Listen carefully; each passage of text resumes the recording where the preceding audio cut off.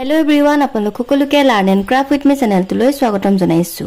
এই ভিডিঅ'ত আমি আলোচনা কৰিব ওলাইছো ক্লাস 8 ৰ ম্যাথছৰ চেপ্টাৰ নম্বৰ 6। ইয়াৰ নাম আছিল স্কয়াৰছ এণ্ড স্কয়াৰ ৰুট, অৰ্থাৎ বৰ্গ আৰু বৰ্গমূল। যোৱা ক্লাছত আমি এক্সাৰসাইজ 6.1 ৰ আটাইখিনি কোৱেশ্চন ডিসকাস কৰিছিলো। তো এই ভিডিঅ'ত আমি স্টাৰ্ট কৰিম এক্সাৰসাইজ 6.2। গতিকে বলা পলম নকৰি ভিডিঅ'টোলৈ আগবাঢ়ো। ইয়াতে তোমালোকৰ দিছে যে find the squares of the following numbers, অৰ্থাৎ কি কৈছে ইয়াতে তিনটা নাম্বাৰ দিয়া আছে আৰু সেই নাম্বাৰ গিটাৰ বৰ্গ উলিয়াব দিছে। কি উলিয়াব দিছে সোৱা স্কয়াৰ মানে বৰ্গ। ঠিক আছে, এতিয়া সোৱা আমি কেনে কৰিম। ফাৰ্ষ্টতে দিছে আমাৰ 35, মানে ইয়াতে আমি কি কৰিব লাগে 35 * 35 কৰিব লাগে। হল, এটা দুইটা আমি কি এটা সহজ পদ্ধতিত কৰিব পাৰো। মই তোমালোকক দেখাই আছো, তোমালোকে বুজি লোৱা। যেতিয়া তোমালোকৰ কিছুমান সংখ্যা থাকিব যিবিলাকৰ একক ঘৰত কিমান থাকিব 5 থাকিব। ঠিক আছে, যিবিলাক সংখ্যাৰ একক ঘৰত 5 থাকে আৰু দুটা সংখ্যা থাকে, মানে একক দশক দিছে নে দুটা সংখ্যা থাকে, তেনেবিলাকৰ ক্ষেত্ৰত কি কৰিব পাৰা জানানে, তোমালোকে এইবিলাক কৰি থাকিব নালাগে, ডাইৰেক্ট মুখতে কৰিব পাৰা। তো ইয়াতে 5 * 5 * 25 আছে, 25 বুলি পাতি লোৱা। হল, তাৰপিছত তোমালোকে মন কৰিবা 3 এটো সংখ্যা কি আছে 3 আছে। তে 3 লগত তুমি কি কৰিবা 3তকে ডাঙৰ সংখ্যাটো কি 3ৰ পিছৰ সংখ্যাটো 4, হয়নে? মানে 3 পূৰণ 4 কৰিবা। বুজি পাইছানে? যেটো সংখ্যা থাকিব তাতকে এটা সংখ্যা ডাঙৰ কৰি পেলাই সংখ্যাটোৰ লগত তোমালোকে পূৰণ কৰিবা। কিমান হ'ব 3 * 4 = 12। তাৰ মানে 35 স্কয়াৰ ইকুৱেল তোমালোকে কিমান পাবা জানানে 1225। বুজি পালানে? এইটো হৈ গ'ল ইয়াৰ আনসাৰ। নেক্সট তোমালোকৰ দিছে 55। ঠিক আছে, এটা 55 টো আমি মুখতে কৰিম। প্ৰথমতে একক ঘৰত 5 আছে, গতিকে আমি কি বুলি লিখো 25 বুলি লিখো। হল, তাৰপিছতে ইয়াতে তোমাৰ কিমান আছে 5 আছে আৰু 5ৰ লগত 1 পূৰণ কৰিলে তুমি কিমান পাবা 1 যোগ কৰিলে তুমি কিমান পাবা 6। 5 * 1 = 6, হয়নে? গতিকে 5ৰ লগত কি পূৰণ কৰিব লাগিব 6।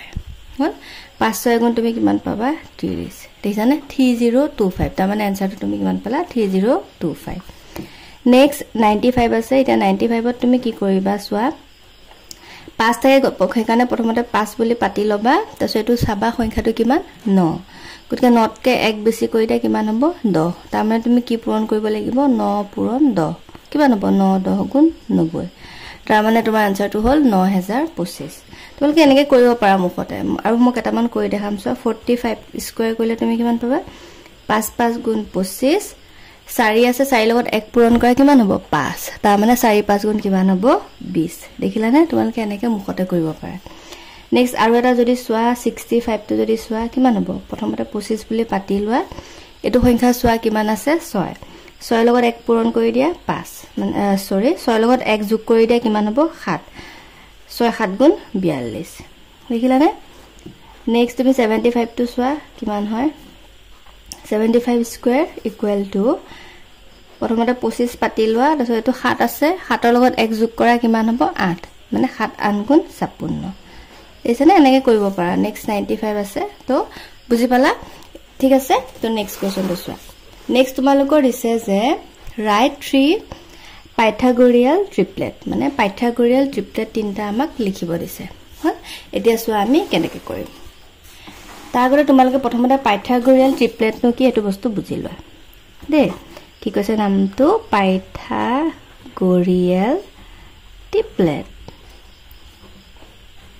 অসমীয়া তোমালোকৰ কি হয় পাইথাগোৰীয় ত্ৰিত্বয় ন, কি কয় পাইথাগোৰীয়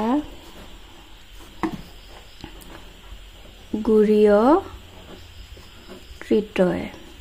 হল, এইটো বস্তু বুজি লোৱা।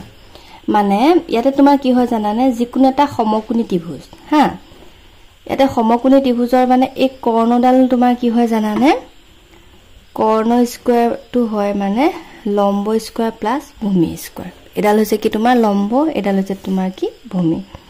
দেখিছানে? লম্ব স্কয়াৰ প্লাস ভূমি স্কয়াৰ হয় মানে। বুজি পালানে?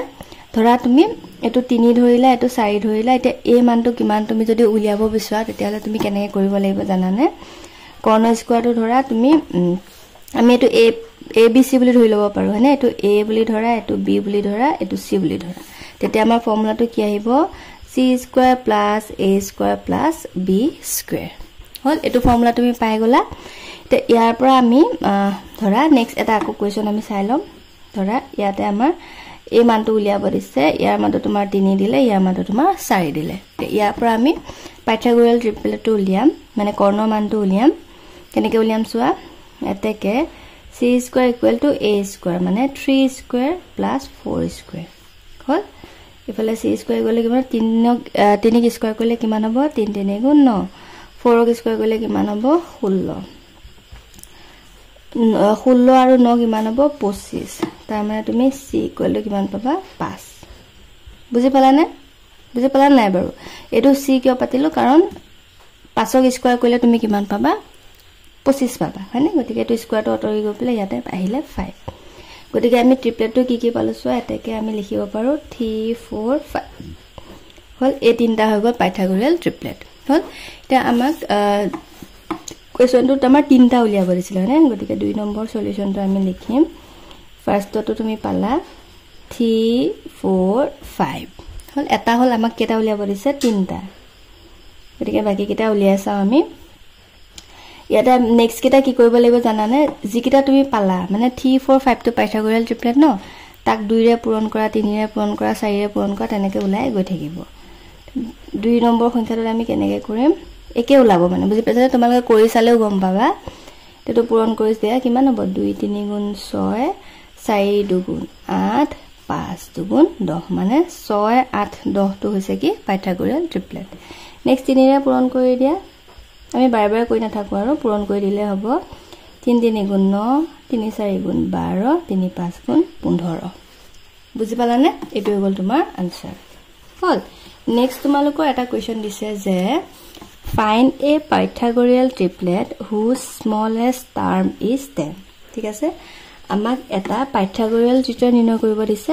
যাৰ আটাইতকৈ সৰু সংখ্যাটো তোমাৰ কিমান কৈছে 10 তাৰ মানে চোৱা ইয়াতে তোমাৰ 3 4 5 এই সংখ্যাটো তোমাৰ কি হয় 10 হয় বাকি কিটা কিমান হয় আমাক উলিয়াব দিছে হল তাতো তোমালোকৰ এটা ফৰ্মুলা থাকে ফৰ্মুলাটো কি আছিল চাবা তোমালোকৰ কিতাপখন যদি ভালদৰে মন কৰা দেখাই পাবা মানে এইকিটা চোৱা 2p p square - 1 p square + 1 দিছনে a square + b square = c square এটুক যদি আমি চাও তাতে প্ৰথমটোক আমি 2p বুলি ধৰিব পাৰো সেকেন্ডটোক আমি p স্কয়াৰ - 1 বুলি ধৰিব পাৰো থাৰ্ডটোক p স্কয়াৰ + 1 বুলি ধৰিব পাৰো বুজি পাইছানে মই কৈ আছো চোৱা পাইথাগোৰিয়াল ট্ৰিপলেটটো হৈছে আমাৰ a square + b square + c square সৰি ইকুৱেল টু c স্কয়াৰ হলে তে ইয়াতে আমি কি কৰিব পাৰো আমি আৰু এটা কথা মন ৰাখিব লাগিব যে 2p তাৰপিছত p স্কয়াৰ - 1 আৰু তুমি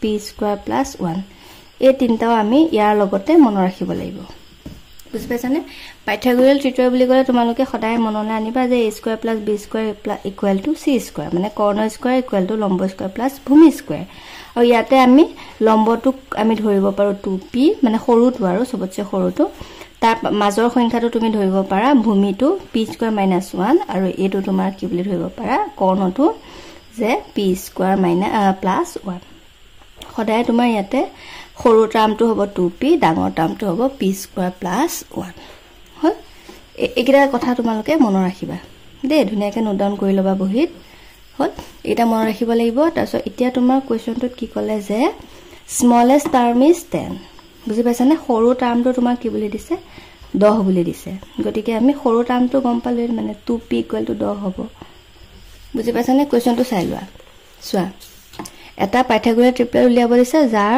সৰু টাৰ্মটো হৈছে মানে সৰুটো হৈছে সৰু পদটো 10 গতিকে আৰু আমি জানো যে পাইথাগোৰিয়ালৰ সৰু পদটোৱে হৈছে 2p এটা যদি তোমাক ক'লে হয় ডাঙৰ পদটো 10 তেতিয়া তোমালকে p স্কয়াৰ + 1 = 10 বুলি লিখিব লাগিলে হয় বুজি পাইছানে বাৰু এই সৰু সৰু কথাবিলাক মন কৰিবা তে ইয়াৰ পৰা p মানটো উলিয়াই লোৱা 2p = 10 দুইটো কিফালে লৈ যোৱা গতিকে p = আহি যাব divided by 2 কিয় ডিভাইডেড হল কাৰণ p লগত 2 টো পূৰণ হৈ আছিল হল তে p = কিমান হ'ব 2 ৰে 10ক 5 বাৰ গুণ হল 2p = 10 তো p = তুমি পালা 5 ইয়াৰ পৰা তুমি মাজৰ সংখ্যাটো আৰু ডাঙৰ সংখ্যাটো উলিয়াব পাৰিবা মানে এটা চাবা তো কি পালা p স্কয়াৰ - 1 এটা p স্কয়াৰ মান বহাই দিয়া p মান পাইছা 5 গতিকে 5 স্কয়াৰ - 1 কিমান হ'ব 5 5 গুণ 25 - 1 তো 25 পৰা 1 গ'ল কিমান হ'ব 24 এইটো মাজৰ সংখ্যাটো পালা ডাঙৰটো উলিয়াম এতিয়া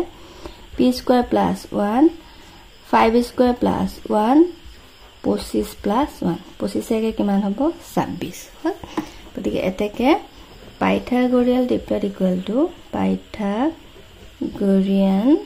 ট্ৰিপলেট is equal to L is equal to কিমান পালা 10 টো দিয়াই হৈ আছে 10 24 আৰু ইফালে 26 বুজি পালা এইটো হৈ গ'ল তোমাৰ আনসাৰ ঠিক আছে তো আজিলৈ আহিছো ভিডিওটো চোৱাৰ বহুত বহুত ধন্যবাদ নেক্সট ক্লাছত আমি এক্সাৰসাইজ 6.3 টো ডিসকাস কৰিম and thank you for watching and study well